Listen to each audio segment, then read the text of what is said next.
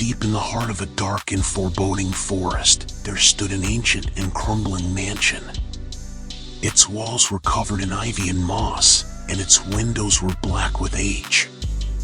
But despite its decrepit appearance, the mansion was not abandoned.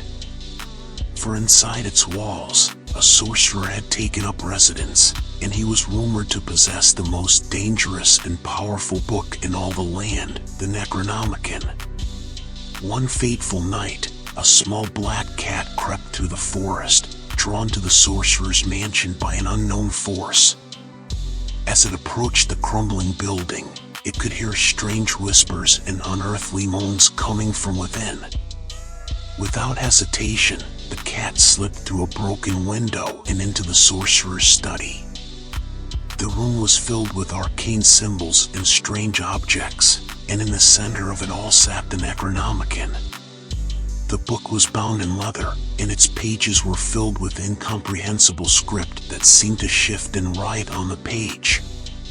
The cat knew that it had to get the book out of the mansion and away from the sorcerer's clutches. But how could a small feline like itself possibly move such a massive tome? As the cat pondered this question, it noticed a small leather bag hanging from the sorcerer's belt. It was filled with strange powders and herbs, and the cat knew that it must be some kind of magic. With a quick leap, the cat sprang onto the sorcerer's belt and began clawing at the bag. It took a few moments, but eventually, the bag gave way, and the cat was able to pull it free.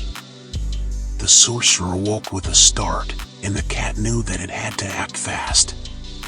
It grabbed the Necronomicon in its mouth and leaped out the window, narrowly escaping the sorcerer's grasp. For days, the cat ran through the forest, never stopping to rest or eat. It knew that the sorcerer would stop at nothing to get the Necronomicon back, and the cat was determined to keep it out of his hands. Finally, the cat came to a small clearing in the forest, where it found an old tree with a hollow trunk.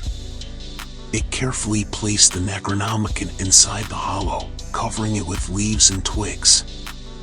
With the book safely hidden away, the cat let out a sigh of relief.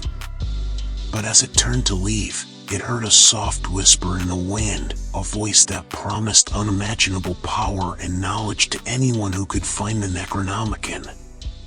The cat knew that it had to keep the book hidden, no matter what the cost.